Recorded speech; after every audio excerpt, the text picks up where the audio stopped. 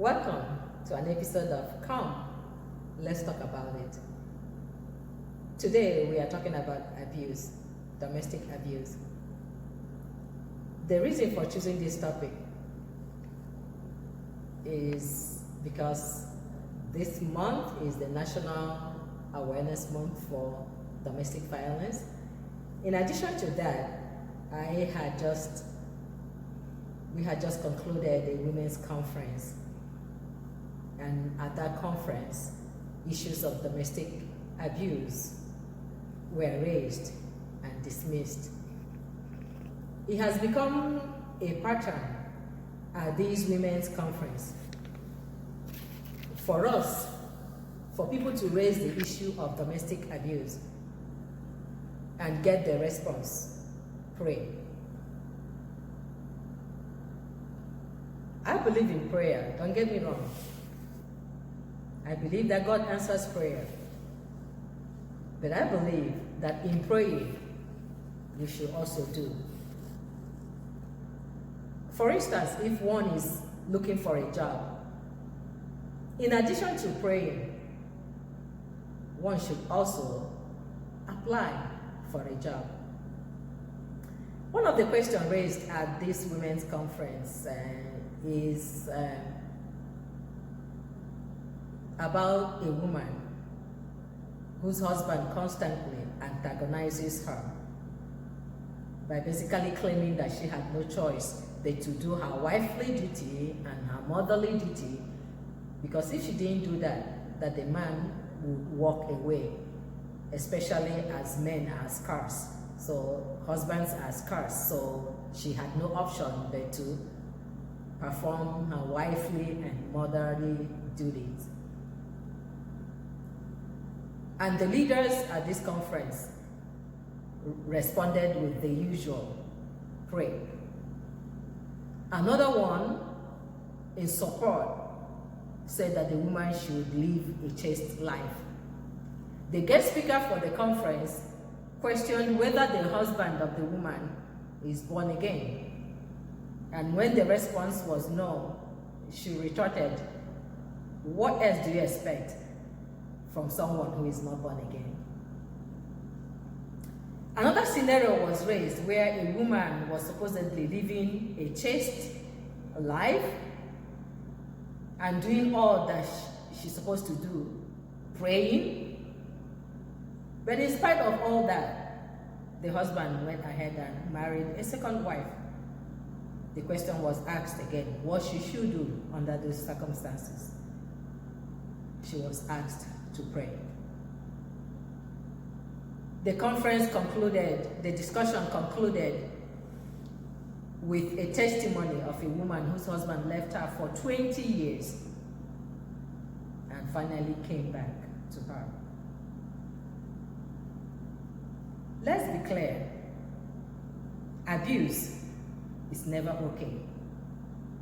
Abuse, whether done by a believer, an unbeliever, unbelieving believer, whosoever, is never okay. If you are in an abusive relationship, there is help for you. There are resources for you. If you are in Minnesota, you can contact Haven, Hope Alive for Vision Empowerment Network, Haven. The phone number is 651-321-3360. 651-321-3360. There is also the national hotline for domestic abuse, and that number is 1-800-799-7233. 1-800-799-7233.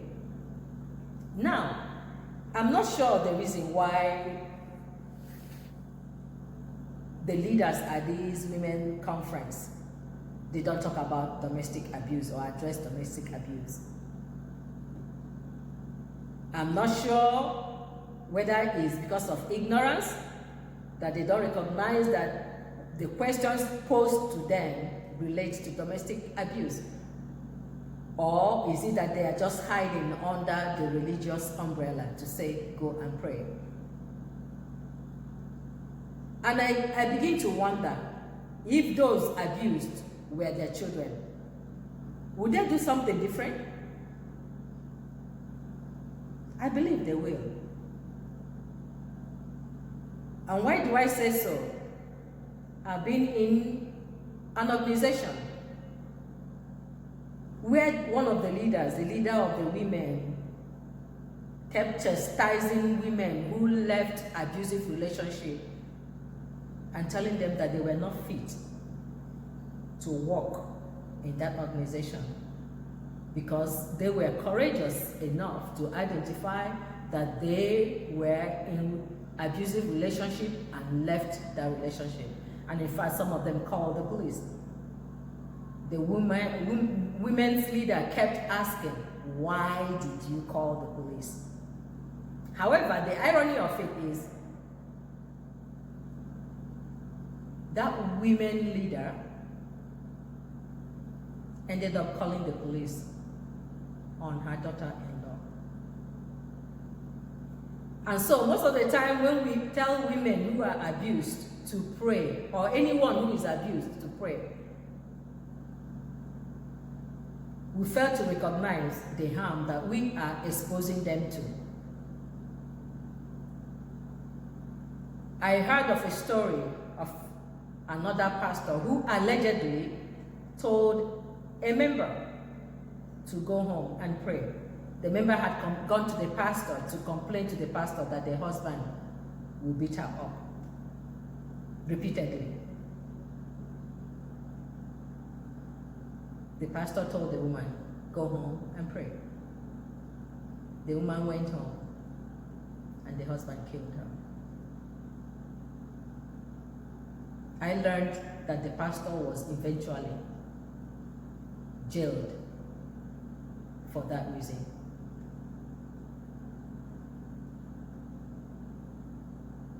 There are scars that come with abuse.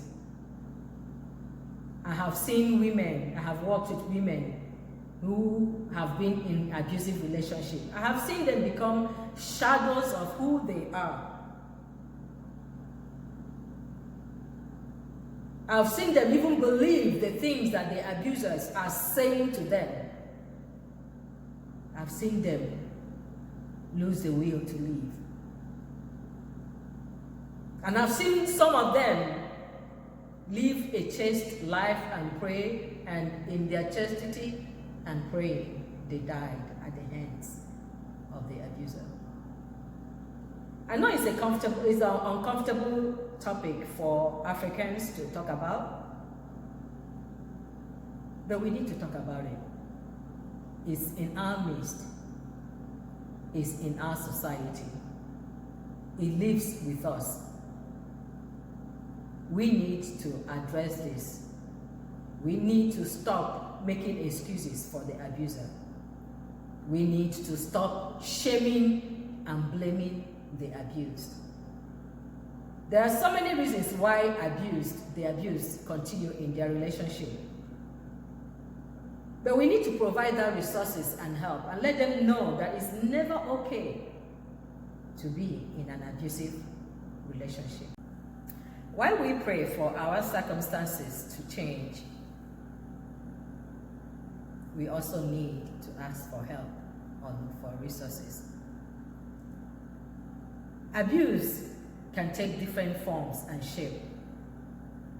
And perhaps it's because we don't know or recognize abuse. That's maybe, I don't know, maybe that's why we ask people to pray.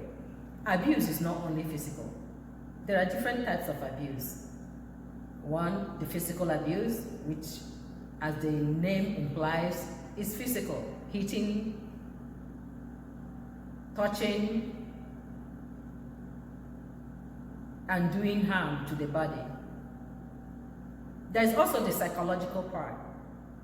Using hurtful words, belittling somebody, or telling someone that they are lucky enough to have one as a partner, or that nobody else will have them, or that they are not good enough for anyone else or anybody at all. There's also the digital abuse. which involves monitoring someone on Facebook or social media or determining who the person should talk with or relate with or be friends with.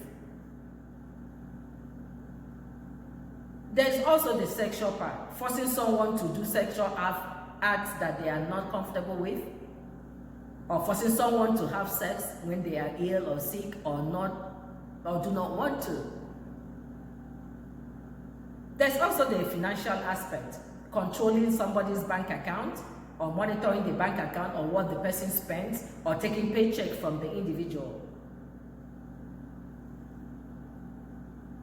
These are not okay. Abuse is never okay. Let's talk about it in our community. It's happening. It is time to lift the veil. It is time to stop being silent. It is time to say abuse is never okay. I have taken a stand to speak up against abuse.